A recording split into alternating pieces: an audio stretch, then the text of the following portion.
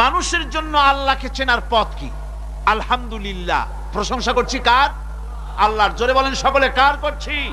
আল্লাহ পাকের প্রশংসা করছি। আল্লাহকে চেনার পথ কি? সৃষ্টি আল্লাহকে, সৃষ্টি যদি স্রষ্টাকে চিনতে চায়, মানুষ যদি আল্লাহ রাব্বুল আলামিনকে জানতে চায়, চিনতে চায়, তার পদ্ধতি হচ্ছে তার সৃষ্টিকে জানা। তার সৃষ্টির মাধ্যমেই তাকে চেনা যাবে। আল্লাহ পাক বলেন, আল্লাযীনা ইয়াযকুরুনাল্লাহা কিয়ামান ওয়া কুউদান ওয়া আলা জুনুবিহিম ওয়া ইয়াতাফাক্কারুনা ফী খালকিস সামাওয়াতি ওয়াল আরদ রব্বানা মা খালাকতা হাযা বাতিলা সুবহানাকা ফাকিনা আযাবান নার। আল্লাযীনা ইয়াযকুরুনাল্লাহা কিয়ামান ওয়া কুউদান ওয়া আলা জুনুবিহিম, যারা দাঁড়িয়ে, বসে, শুয়ে, এক কথায় সর্বাবস্থায় যারা আল্লাহ পাককে স্মরণ করে, তার আকাশ এবং জমিন সৃষ্টির ব্যাপারে চিন্তা ভাবনা করে, রাত এবং দিনের পরিবর্তনের চিন্তা করে, তার সৃষ্টি নৈপুণ্যতা নিয়ে যারা গবেষণা করে, তারাই হচ্ছে আল্লাহ পাকের খাঁটি বান্দা। একজন সত্যানুসন্ধানী, চোখের সামনে যখন নিখিল বিশ্বের অনুপরমাণু থেকে শুরু করে সূর্য, চন্দ্র, গ্রহ, নক্ষত্র, বিশাল আকাশ পর্যন্ত, গাছপালা, তরুলতা, সমুদ্র, মহাসমুদ্র, পশু পক্ষী ইত্যাদি যখন তার নজরে পড়ে, তখন একজন সত্যের অনুসারী ব্যক্তি, একজন সত্যের অনুসন্ধানী ব্যক্তি, তার মুখ থেকে বেসাক্তা স্বতঃস্ফূর্ত ভাবে নিজের অজান্তে মুখ থেকে যে শব্দটা বেরোয়, সে শব্দটা হচ্ছে আলহামদুলিল্লাহি রাব্বিল আলামিন। সমস্ত প্রশংসা হচ্ছে ওই আল্লাহ পাকের, যিনি এগুলিকে সৃষ্টি করেছেন। আর তিনি কোনো কিছু কি বেকার সৃষ্টি করেন নাই, খামোখা সৃষ্টি করেন নাই। প্রত্যেকটির পেছনে রয়েছে বিরাট বিরাট উদ্দেশ্য। এখানে মানুষের সবচাইতে বড় ভ্রান্তি, মানুষের সবচাইতে বড় ভুল, সেটা হলো এই, দুর্ভাগ্যজনক ভাবে সকল সৌন্দর্যের মহাশিল্পী আল্লাহ পাককে মানুষ ভুলে যায়। তারা প্রশংসা করে নদীর, প্রশংসা করে নারীর, নারীর অঙ্গ প্রত্যঙ্গ নিয়ে তারা কবিতা লেখে, নারীর সৌন্দর্য নিয়ে কবিতা লেখে, সাহিত্য রচনা করে, সূর্য নিয়ে, চন্দ্র নিয়ে, চাঁদের মায়াবী জ্যোৎস্না নিয়ে, এর সুন্দর সুষমা নিয়ে কবিতা লেখে, প্রজাপতির রং দিয়ে গান তৈরি করে, ফুলের সৌন্দর্য এবং তার সৌরভ দেখে মানুষ পাগল হয়ে যায়। এগুলির পিছনে গান, সাহিত্য ইত্যাদি কবিতা রচনা করে। কিন্তু এই সৌন্দর্য যিনি সৃষ্টি করেছেন, সে আল্লাহ পাককে বেমালুম ভুলে যায়। সেই জন্যে স্রষ্টার প্রশংসা করতে হবে। আল্লাহ পাক শিখাচ্ছেন, শুরুতেই শিখাচ্ছে, আলহামদুলিল্লাহি রাব্বিল আলামিন। পড়েন সবাই, আলহামদুলিল্লাহি রাব্বিল আলামিন। এখানে আল্লাহ প্রশংসা কার? বলুন কার? আল্লাহ নয়, আল্লাহ, আল্লাহ পাকের প্রশংসা। আল্লাহ হচ্ছে ইসমে জাত। আল্লাহ কি? ইসমে জাত। কোন ধরনের অনুবাদ দিয়ে আল্লাহ শব্দের ব্যাখ্যা বুঝানো যাবে না। আল্লাহ এটাকে যদি সৃষ্টিকর্তা লেখা হয়, তাহলে আল্লাহ শব্দের হক আদায় হবে? সৃষ্টিকর্তা বলতে তো বুঝাই যায়, তা তো আছে খালেক, সৃষ্টিকর্তা না, সে নাম কি? খালেক। আল্লাহ এটাকে কোনো অনুবাদ দিয়ে সৃষ্টিকর্তা বলে বোঝানো যাবে না। আল্লাহ হচ্ছেন এমন, পৃথিবীতে যত ধর্মের লোকেরা তাদের স্রষ্টাকে ডাকে, কেউ বলে ভগবান, কেউ বলে ঈশ্বর, কেউ বলে পরমেশ্বর, কেউ বলে বিধাতা, কেউ বলে গড, কেউ বলে জিহোবা। বলেন এরকম? কথা না বললে বুঝিনি, বলে। এর প্রত্যেকটি শব্দের প্রতিশব্দে স্ত্রীলিঙ্গে অন্য শব্দ আসবে। ভগবান বললে কি হবে? ভগবতী। ঈশ্বর বললে ঈশ্বরী। পরমেশ্বর বললে পরমেশ্বরী। বিধাতা বললে বিধাত্রী। গড বললে গডেজ আসবে। এখন গড আরো বেকায়দা। গডটারে যদি উল্টায় দেন, এমন সর্বনাশ হবে যা বলার মতো না। এই শব্দ দিয়েও বোঝার উপায় নাই যে তারা কি বলতে চায়। শব্দকে খণ্ডিত যদি করা হয় তাও বোঝা যাবে না যে কি বলতে চায়।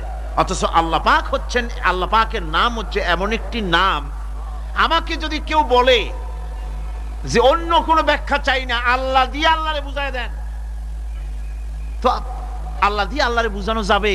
এরকম কোরআনে কারিমের মধ্যে আল্লাহ আয়াতে কারিমা সেট করে রেখেছেন। সুবহানাল্লাহ। যদি আপনারা বলেন আমাকে যে আল্লাহ দিয়ে আল্লাহর পরিচয় করায় দেন, তো আমি বলবো আল্লাহ রাব্বুল আলামিন কোরআনে কারিমের মধ্যে বলেছেন, আল্লাহু লা ইলাহা ইল্লা হুয়াল হাইয়ুল কাইয়্যুম। কোন সূরায় আছে, কোন আয়াতে? আয়াতুল কুরসি। পড়তে ইচ্ছা করে না? পড়েন আমার সাথে, আল্লাহু লা ইলাহা ইল্লা হুয়াল হাইয়ুল কাইয়্যুম। আল্লাহ হচ্ছেন তিনি যিনি ছাড়া কোনো উপাস্য নাই, কোনো ইলাহা নাই, কোনো মাবুদ নাই, যিনি ছাড়া আর কোনো ইবাদতের মালিক নাই, আর যিনি হচ্ছেন সদা জাগ্রত চিরঞ্জীব, সার্বভৌমত্বের একচ্ছত্র মালিক, যিনি সদা জাগ্রত চিরঞ্জীব, তিনি হচ্ছেন আল্লাহ। এখন কেউ যদি বলেন আল্লাহ অক্ষর কি, এক একটা অক্ষর বাদ দিয়া আল্লাহরে চিনায় দেন, তাও চিনানো যাবে। আল্লাহর প্রথম অক্ষর যদি বাদ দেন কি থাকবে? কোরআনে কারীম বলছে তা দিয়েও বোঝা যাবে, লিল্লাহি মা ফিস সামাওয়াতি ওয়া মা ফিল আরদ। আল্লাহ হচ্ছেন তিনি যার জন্য আকাশ আর জমিন, আকাশ এবং জমিনের একচ্ছত্র মালিক। এর মাঝখানে যা কিছু আছে সব কিছুর মালিকানা যার হাতের মুঠায়, তিনি আমার আল্লাহ। তিনি কে? আল্লাহ। এরপরে যদি বলেন আর একটা নাম ছেড়ে দেন, আলিফ সাল্লাম একটা নাম ছেড়ে দিলাম, তাহলে কি থাকলো? লাহু থাকলো, দুইটা অক্ষর থাকলো লাহু। এই লাহু দিয়েও আল্লাহ রাব্বুল আলামিনের সিফাতকে, তার গুণকে বোঝা যাবে। লাহু মাকালিদুস সামাওয়াতি ওয়াল আরদ। আল্লাহ পাক বলেন আসমান এবং জমিনের রিজকের চাবিকাঠি আল্লাহ পাকের হাতে, যাকে খুশি তিনি পর্যাপ্ত রিজেক দান করেন। কেউ যদি বলেন লামটাও ভালায় দেন, লামটাও ছেড়ে দেন, দিলাম লাম একটা ছেড়ে, থাকলো কি? একটা অক্ষর থাকলো হু। এই হু দিয়ে আমার আল্লাহরে চেনা যাবে। ওয়া হুয়াল গফুরুল ওয়াদুদুল আরশিল মাজিদ ফাআলুল লিমা ইউরিদ। আমার আল্লাহ হচ্ছেন তিনি যিনি ক্ষমাশীল, যিনি দয়াবান, যিনি বান্দাকে মহব্বত করেন, যিনি হচ্ছেন আরশে আজিমের মালিক, যা তিনি হচ্ছেন সেই মহান সত্তা যিনি যা খুশি তাই করতে পারেন। সুতরাং আল্লাহ হচ্ছেন এমন এক লফজ, এমন এক নাম, এমন এক ইসমে জাত যার কোনো বিকল্প নাই, যা অনুবাদ করে আল্লাহকে স্রষ্টা বললে এটা সারবে না, সৃষ্টিকর্তা বললে সারবে না। আল্লাহ পাকের নামের বিরাট বিশাল ব্যাপক অর্থ রয়েছে। সুতরাং আল্লাহকে আল্লাহই বলতে হবে। আল্লাহকে কি বলতে হবে? আল্লাহ আল্লাহ আল্লাহ। কত মজাই নামে, সুবহানাল্লাহ বিহামদিহি, কত মজাই নামে। দেখেন আল্লাহ রাব্বুল আলামিন এমন রব, বাংলাদেশের কুকুর আর আমেরিকা ইউরোপের প্রধান দেশের কুকুর একরকম নয়। আমাদের দেশের পশু ইউরোপ আমেরিকা শীত প্রধান দেশের পশু একরকম নয়। তার কারণ হলো আমাদের দেশে শীত কম, নাতিশীতোষ্ণ অঞ্চলের মধ্যে খানিকটা পড়ে যায়। এখানে পশুদের গায়ে কম পশম থাকলে কোনো অসুবিধা নাই। ভেড়া, ঘোড়া, কুকুর, বন্য প্রাণীকে কেউ তো কম্বল দেয় না, ল্যাপ দেয় না, রাজাই দেয় না, খাতা দেয় না, চাদর দেয় না। আল্লাহ রাব্বুল আলামিন তিনি এমন রব, শীত প্রধান দেশের পশুদের গায়ে পশম দিয়া চিরস্থায়ী কম্বল জড়ায় দিয়েছেন। এর নাম হচ্ছে রব। প্রতিপালনের পদ্ধতি কি সুন্দর করে তিনি প্রতিপালন করছেন, কি সুন্দর করে তিনি পশু পক্ষীগুলিকে তাদের আহার জোগাড় করছেন, প্রতিপালন করছেন। তিনি রব, মানুষকে সৃষ্টি করেছেন, আমাদেরকে সৃষ্টি করেছেন, সব চাইছেন। সুবহানাল্লাহ বিহামদিহি, সকল প্রয়োজন মিটিয়েছেন, একটা জিনিস বাদ রাখেন না। আমাদের মুখে দাঁতের দরকার ছিল, মায়ের পেট থেকে দাঁত নিয়ে আসিনি, মায়ের পেট থেকে আসার পরে আমাদের খাবারের দরকার ছিল। লক্ষ্য করেন রব কারে বলে, লক্ষ্য করুন। মায়ের পেটের মধ্যে যখন ছিলাম ওখানে কোনো রোগের জীবাণু ঢুকতে পারে নাই।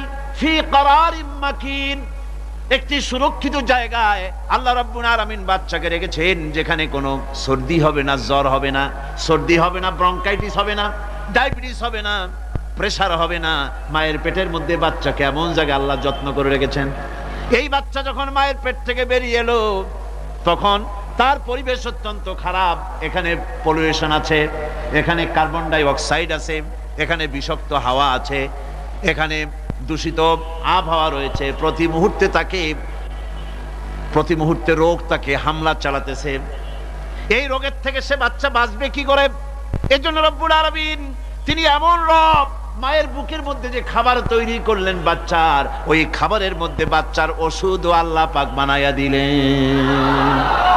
মায়ের বুকের দুধ শুধু দুধ নয়, এটা ওষুধ। সুবহানাল্লাহ। এটা খাদ্য, এটা ওষুধ, এটা ভিটামিন, এটা ক্যালসিয়াম, এটা কার্বোহাইড্রেট, যা দরকার বাচ্চার জন্য সব আল্লাহ মায়ের দুধের মধ্যে দিয়ে দিলেন। যতক্ষণ বাচ্চা পেটে ছিল দুধ ছিল ঘন, যখন বাচ্চা মায়ের পেট থেকে বেরিয়ে এলো দুধটা হয়ে গেল পাতলা। এই পাতলা দুধটা খাবে, ওষুধ আছে এর মধ্যে, ভিটামিন আছে, খাইতে যেন বিস্বাদ না হয় একটু মিষ্টি দিয়ে দিলেন আল্লাহ, যাতে বাচ্চা মুখ ফিরায় না নেয়, সেজন্য খাইতে চায়। তারপরে যখন বাচ্চার হাড্ডি খেতে হবে, মাছ খেতে হবে, গোশত খেতে হবে, দুধের আর দরকার নাই। তার শরীরের ভিতরে রেজিস্ট্যান্স, রোগ প্রতিরোধক শক্তি তৈরি হয়েছে। এখন আরো ভালো খাবার দরকার। আল্লাহ রাব্বুল আলামিন মায়ের দুধকে শুকায় দিলেন, চুষলো আর পাওয়া যাবে না, দুধ শুকায় গেছে। এখন বাইরের খাবার খেতে হবে। আসছিল যখন বুকে দাঁত ছিল না, বাইরে যখন এলো দাঁতের যখন দরকার হলো, কোন আল্লাহর বান্দা কি আল্লাহর কাছে দরখাস্ত করেছেন যে আল্লাহ আমার কয়েকখান দাঁত দাও, দাঁত ছাড়া আমি চাবাই কেমনে? এই সবগুলি দাঁত কে সেট করে দিলেন? রব্বুল আলামিন দাঁতগুলিকে সেট করে দিলেন। মুখের মধ্যে দাঁত এসে গেল। আল্লাহ রাব্বুল আলামিন শরীরটাকে সাজিয়ে গুছিয়ে, হিউম্যান বায়োলজি যাকে বলা হয়, এই শরীরকে যে সুন্দর করে আল্লাহ পাক তৈরি করলেন বলে শেষ করা যাবে না। কত সুন্দর করে আল্লাহ পাক বানিয়েছেন। আপনার মাথার ভিতরে সেল তৈরি করা হলো, ব্রেন তৈরি করা হলো। এই ব্রেনটা শুকনা জায়গায় রাখা হয় নাই। শুকনা জায়গার মধ্যে ব্রেনটা যদি থাকতো, নড়াচড়া করে আপনার ব্রেনের যে টেকনোলজি আল্লাহ পাক ইউজ করেছেন সেটা অসুবিধাগ্রস্ত হতো। এই জন্য ক্রিম যেভাবে পানির মধ্যে ভাসা থাকে, পানির মধ্যে ভাসমান ক্রিম, মাখন যেভাবে রাখা হয়, সামান্য পানির মতো করে এর ভিতরে ব্রেনটাকে রাখা হয়েছে। এই ব্রেনের ভিতরে, ব্রেন হচ্ছে পৃথিবীতে কম্পিউটার, আজকের পৃথিবীর শ্রেষ্ঠ আবিষ্কার।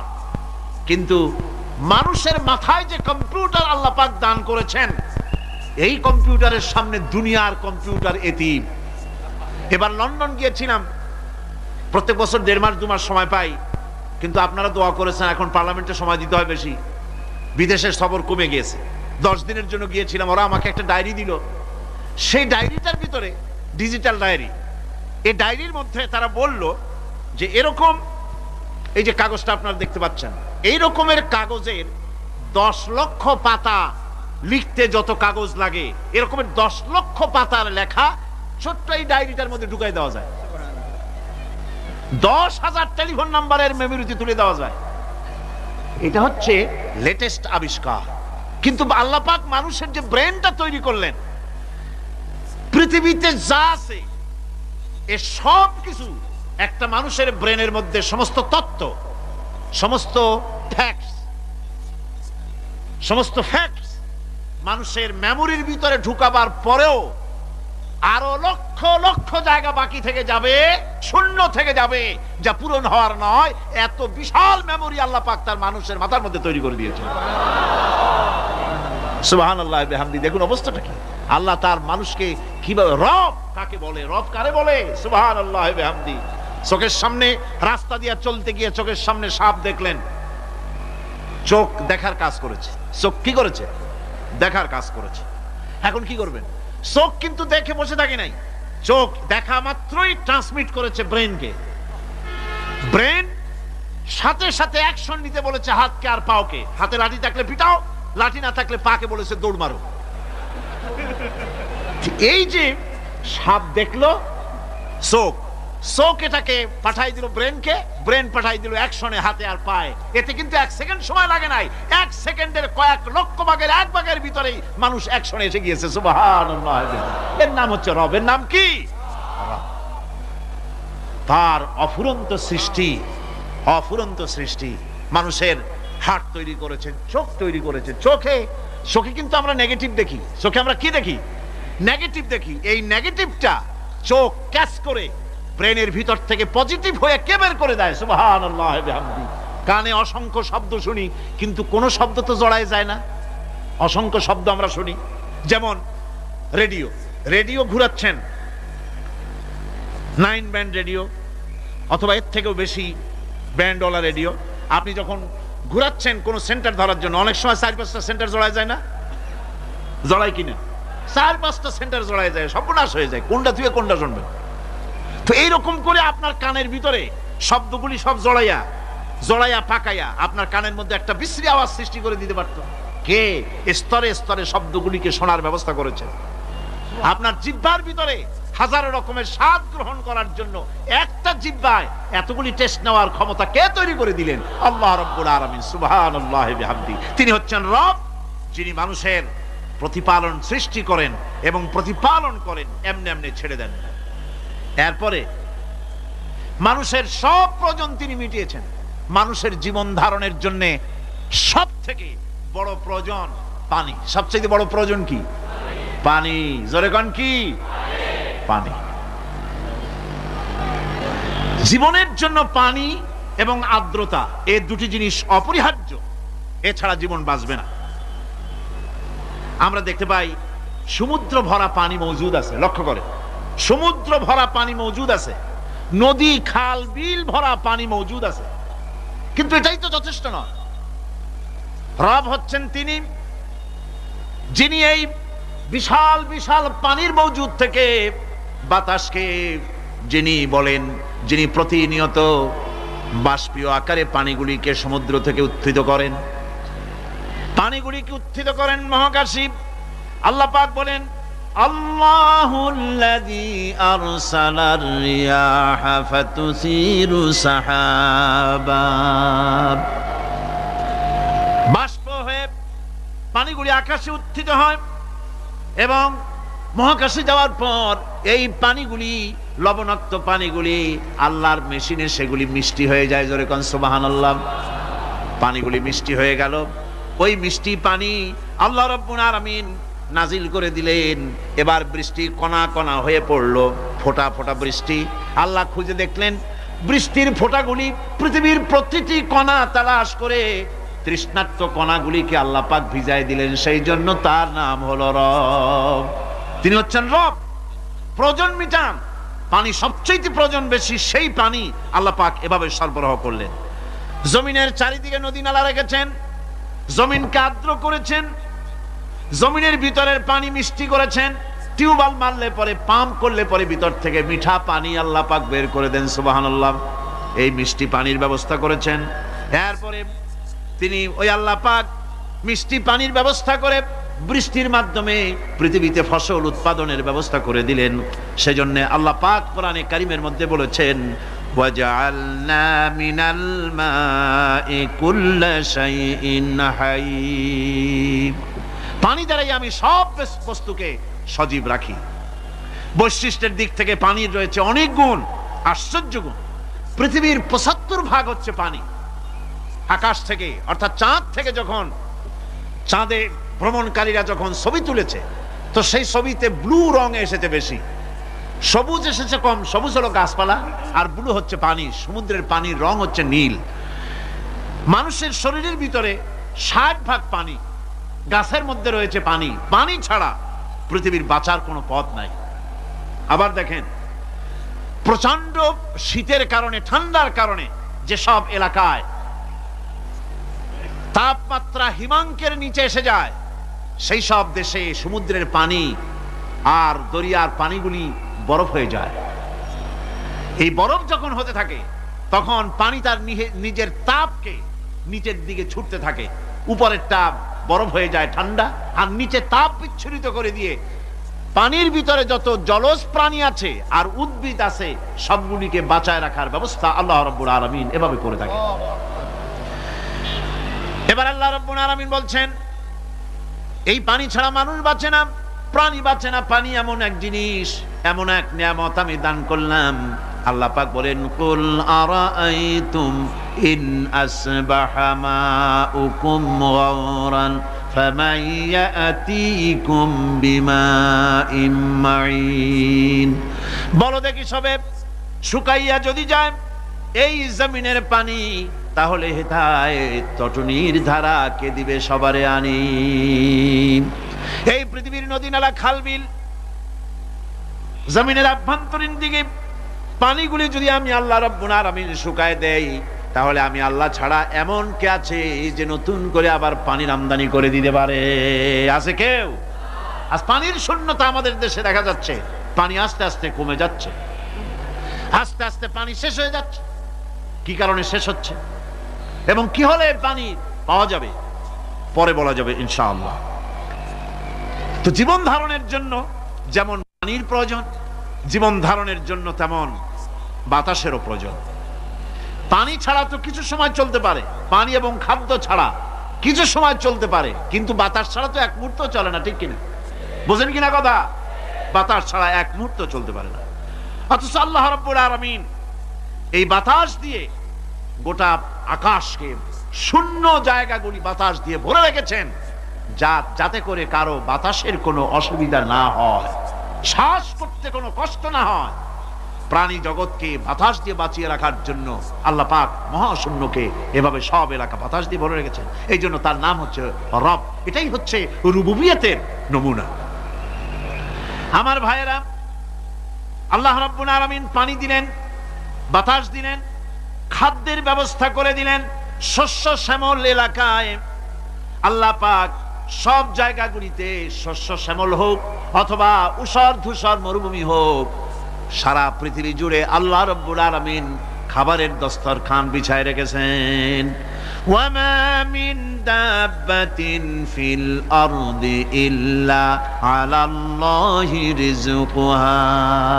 এই পৃথিবীর বুকে এমন কোন বিচরণশীল জীব নাই যেই জীবের রিজকের দায়িত্ব আমি আল্লাহ আমার নিজ হাতে গ্রহণ করি নাই। জোরে বলেন সুবহানাল্লাহ। সব রিজেক আমি ছড়াই রেখেছি বিশ্ব জুড়ে সর্বত্র।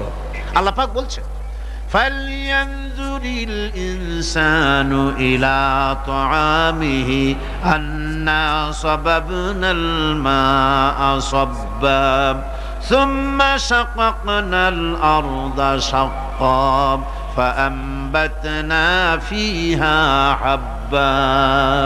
আল্লাহ পাক বলছেন, মানুষের উচিত নিজ খাদ্যাদির দিকে লক্ষ্য করা, নিজের খাদ্যের দিকে লক্ষ্য করা। যেহেতু এই খাদ্য প্রতিদিন তার সামনে আসে, এদিকে তার লক্ষ্য করা উচিত।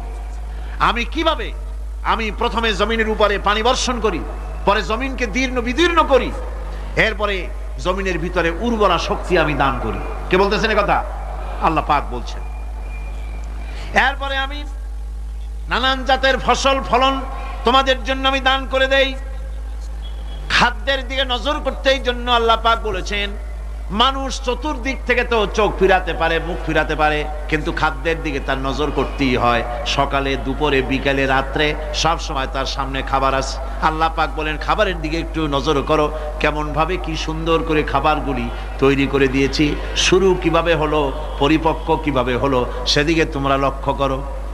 সে লক্ষ্য তো করা নাই, সমানে খায়, বিসমিল্লাহ বলে না, আলহামদুলিল্লাহ বলে না, পাইকারি দরে খাইতেই থাকে।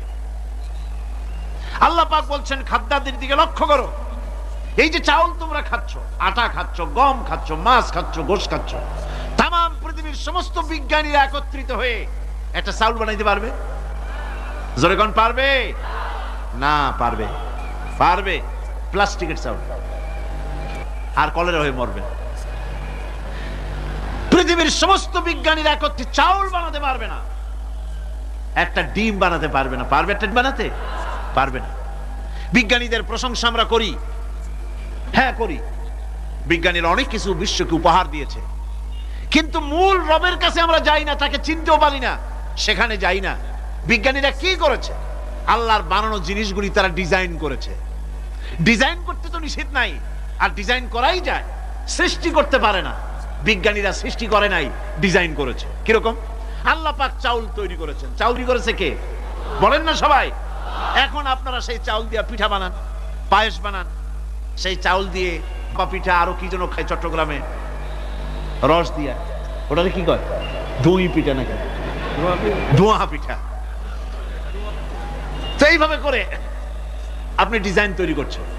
আটা দিচ্ছে, আল্লাহ পাক আটা তৈরি করেছেন, গম দিয়েছেন, এই আটা দিয়ে গোলগোল্লা তৈরি হচ্ছে, এর দ্বারা রুটি তৈরি হচ্ছে, এর দ্বারা অসংখ্য রকমের সিমাই টিমাই ইত্যাদি দিয়ে, লাচ্ছা সিমাই, নানান রকমের সিমাই আপনি ডিজাইন করেন, অসুবিধা নাই।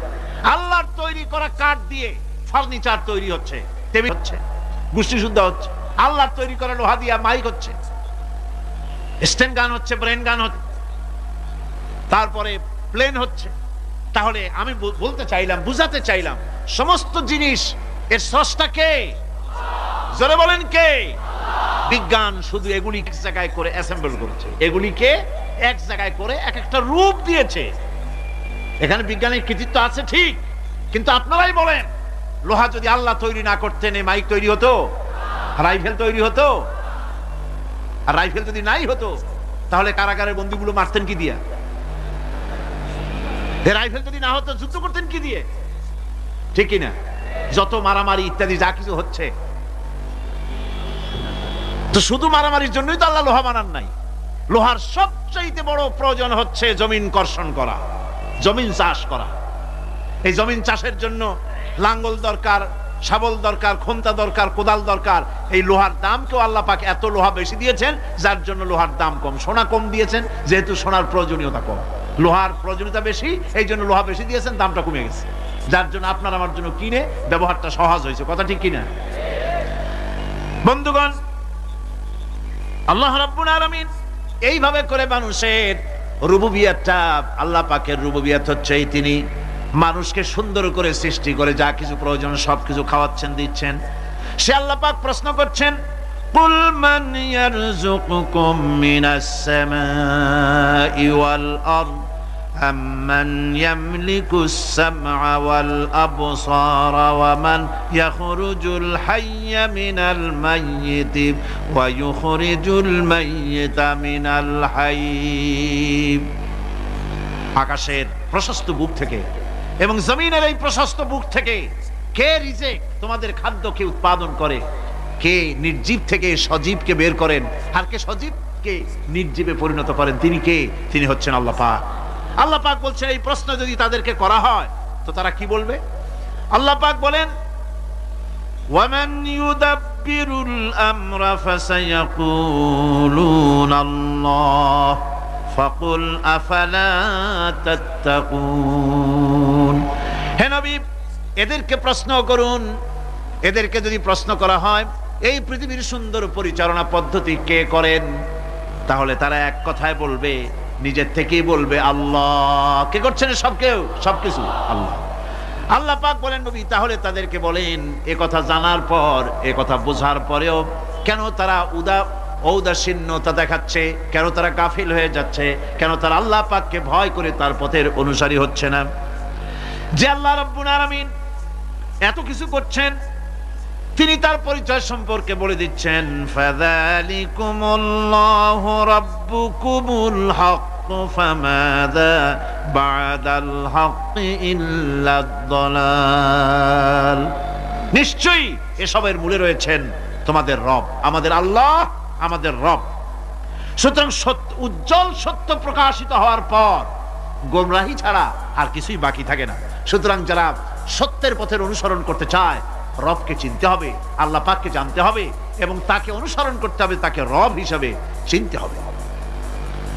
আমার বন্ধুগণ, এটা হচ্ছে সেই রুবুবিয়াত ইলাহি যার দিকে হযরত মূসা আলাইহিস সালাম ইঙ্গিত করেছিলেন ফেরাউন যখন তাকে প্রশ্ন করেছিলেন, ফামান রাব্বুকুমা ইয়া মূসা। হে মূসা, তোমাদের দুজনের রব কে? তোমাদের রব, তোমাদের প্রভু কে? তিনি জবাব দিলেন, রব্বুনাল্লাযী আ'তা কুল্লা শাইইন খালকাহু সুম্মা হাদা। রব হচ্ছেন আমাদের যিনি নাকি আমাদের প্রতিপালক, আমাদেরকে সৃষ্টি করেছেন এবং আমাদেরকে হেদায়েত দিয়েছেন, সঠিক পথের দিশা দিয়েছেন। এখানে হেদায়েত শব্দের অর্থ হচ্ছে সৃষ্টি শুধু করেন নাই, তাকে চলা, তার খাদ্য অনুসন্ধানের, তাকে বেঁচে থাকার সবকিছুর উপকরণ, এর কমন সেন্স, এর সাধারণ জ্ঞান আল্লাহ পাক তার সাথে দিয়েছেন। তিনি হচ্ছেন রব।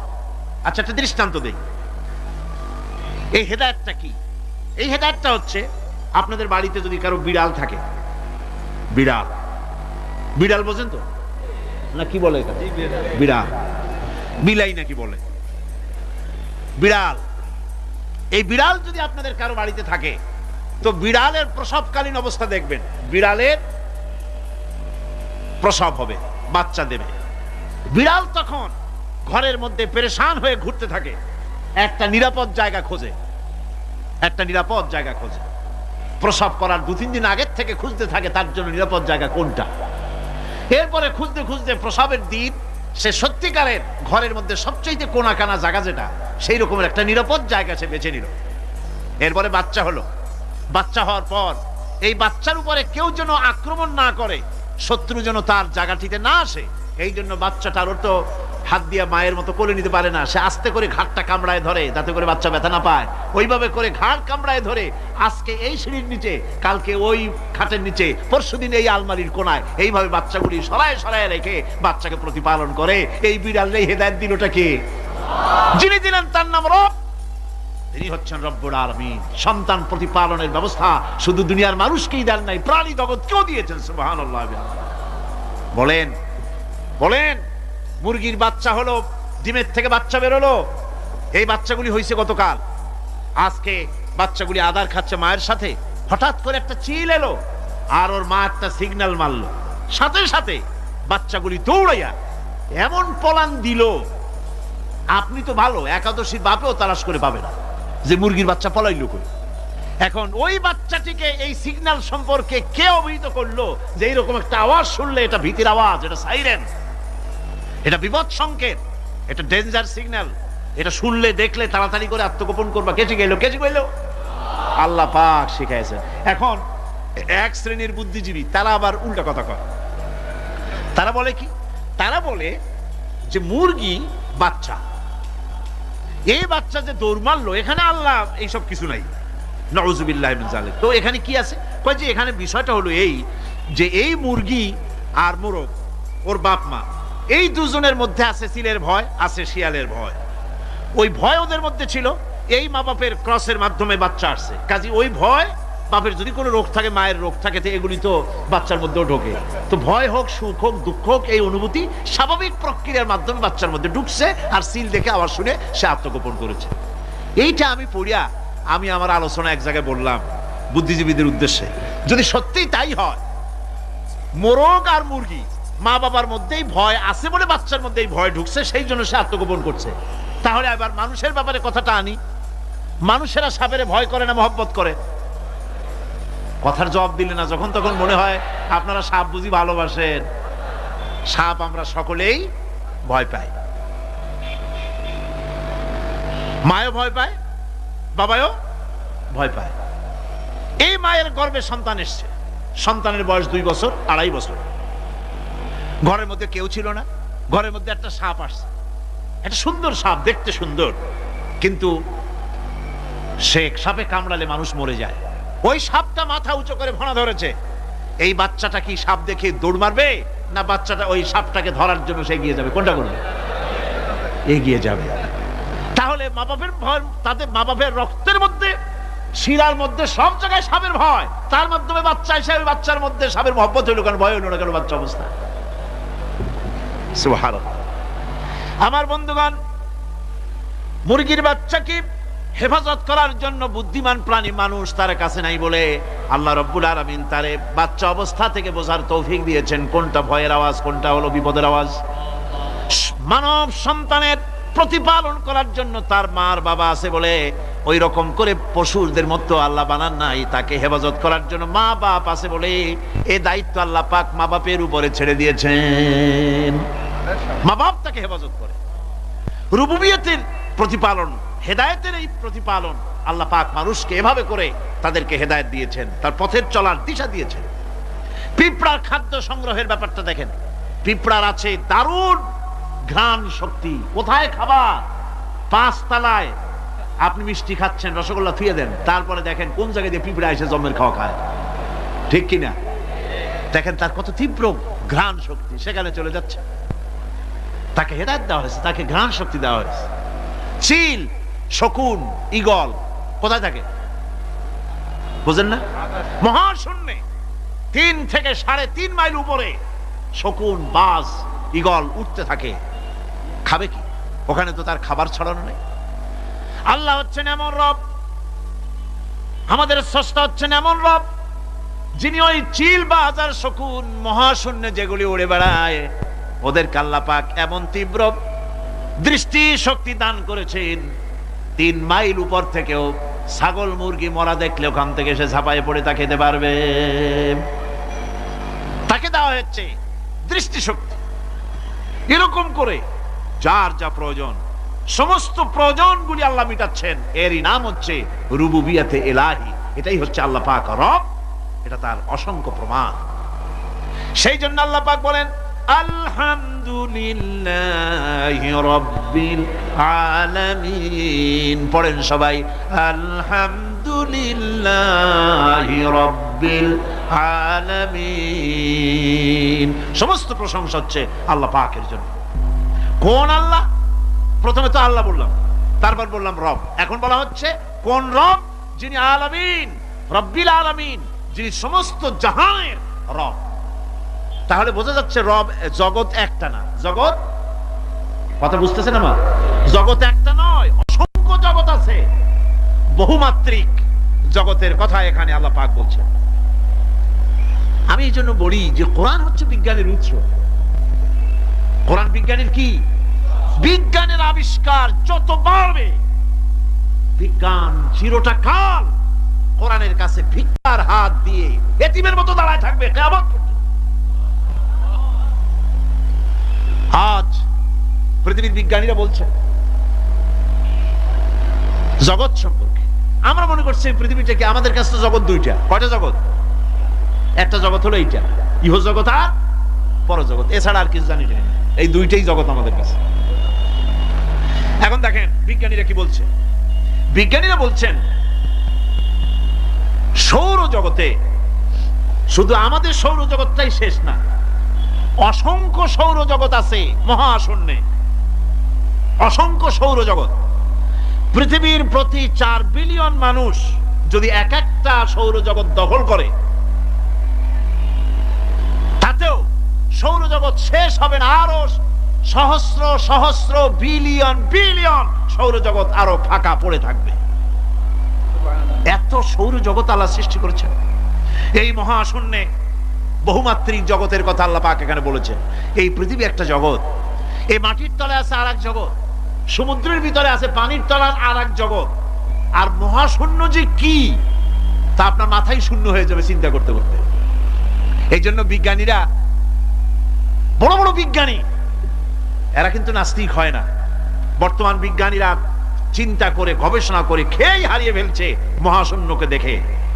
যেখানে আছে গ্যালাক্সি, যেখানে আছে মিল্কি ওয়ে, যেখানে রয়েছে অসংখ্য তারকা, এই পৃথিবীটা মহাশূন্য আল্লাহ যেভাবে তৈরি করেছেন সেই তুলনায় এই পৃথিবী একটা মার্বেলের চাইতে খুব বেশি একটা বড় কিছু হয় বলে মনে হয় না।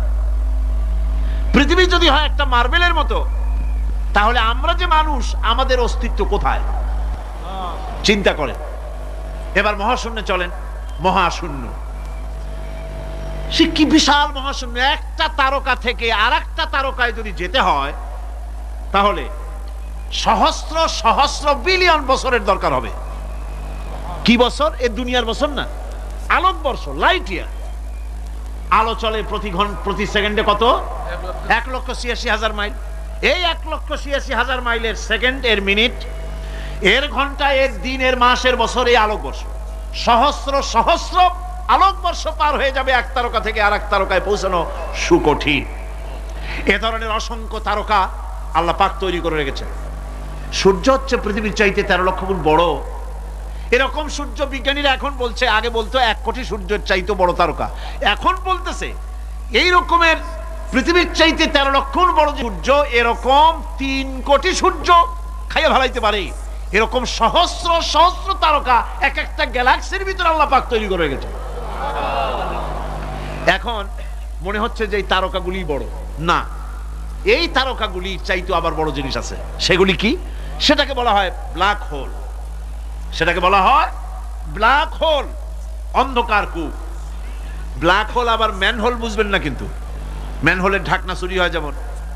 তবে একটা দৃষ্টান্ত আপনি বুঝতে পারেন, রাস্তায় রাস্তায় যেমন অসংখ্য ম্যানহোল আছে, ওই রকম করে মহাশূন্য অসংখ্য ব্ল্যাক হোল আছে, এটা দুইটা না, অসংখ্য। এই ব্ল্যাক হোল আবার দেখা যায়, অদৃশ্য ব্ল্যাক হোল। এই ব্ল্যাক হোলগুলো কি? এগুলি কোরআনে কারীমের মধ্যে আল্লাহ পাক বলেছেন, ফালা উকসিমু বিমাওয়াকিন নুজুম, ফালা উকসিমু বিমাওয়াকিন নুজুম, শপথ সেই পতনে যেখানে নক্ষত্র সমূহ ধ্বংস হয়ে যায়, ধ্বংসপ্রাপ্ত হয়, কসম সেই স্থান সমূহের। সুবহানাল্লাহ। এই অন্ধকার কূপের, এই অন্ধকূপের কসম করছেন আল্লাহ পাক। সে অন্ধকূপটা কি? সেই ব্ল্যাক হোলটা কি? সেই ব্ল্যাক হোল হচ্ছে ওই যে তারকার কথা বললাম যে সূর্য খাইতে পারে, 3 কোটি সূর্য খাইতে পারে, এই রকমের তারকাগুলি ঘুরতে ঘুরতে কোন এক কারণে যখন সে ব্ল্যাক হোলের রেঞ্জের মধ্যে এসে যায়, তখন ব্ল্যাক হোল ওকে এমন ভাবে চুষে হজম করে ফেলে যেমন বাচ্চা চকলেট চুষা খাইয়া ফেলায়, এরকম ব্ল্যাক হোলগুলি অত বড় তারকাগুলি খাইয়া চুষা শেষ করে ফেলে দেয়। সুবহানাল্লাহ বিহামদিহি। বিজ্ঞানীরা বলেছেন আমাদের এই পৃথিবীটা, আল্লাহ না করুন কখনো, আমাদের এই পৃথিবীটা যদি কোনো ব্ল্যাক হোলের আওতায় পড়ে, ওর রেঞ্জে আসে, তাহলে মাত্র 2 সেন্টিমিটারের মধ্যে পৃথিবীটা তার ঘনত্ব লাভ করে এর মধ্যে অদৃশ্য হয়ে যাবে, হারায় যাবে, অস্তিত্ব থাকবে না। আল্লাহ পাক আসলে আগে আমার বিজ্ঞানের বইপত্র যখন পড়ি আমার কাছে আশ্চর্য লাগে, 1400 বছর আগে নবী কোনো বিজ্ঞানাগারে পড়াশোনা করেন নাই, কোন সায়েন্স নিয়ে রিসার্চ করেন নাই, সেই নবীর মুখ থেকে এমন বিজ্ঞানময় কোরআন আল্লাহ বের করালেন যে আজকের পৃথিবীর মডার্ন যুগের বিজ্ঞানীরা কোরআনের কাছে এতিম হয়ে দাঁড়ায় আছে। পৃথিবীর কোন বিজ্ঞানী বলতে পারবে না যে কোরআনে কারিমের অমুক আয়াতটা আনসাইন্টিফিক, এটা হাদিস আমাদের বিজ্ঞানের সাথে মিল খায় না, এমন কথা বলতে পারবে না। বরং কোরআন সার্টিফাই করবে তোমার এই বক্তব্য, তোমার এই থিওরি মোস্ট আনসাইন্টিফিক, কোরআন বলবে। ওরা বলতে পারবে না যে আয়াতটা আনসাইন্টিফিক। সুতরাং কোরআন হচ্ছে মহান বিজ্ঞানময়, কোরআন হচ্ছে আল্লাহ পাকের দেওয়া এক মহান বিধান, যে কোরআনের কারণে আল্লাহ পাক আমাদেরকে হেদায়েত দান করেছেন।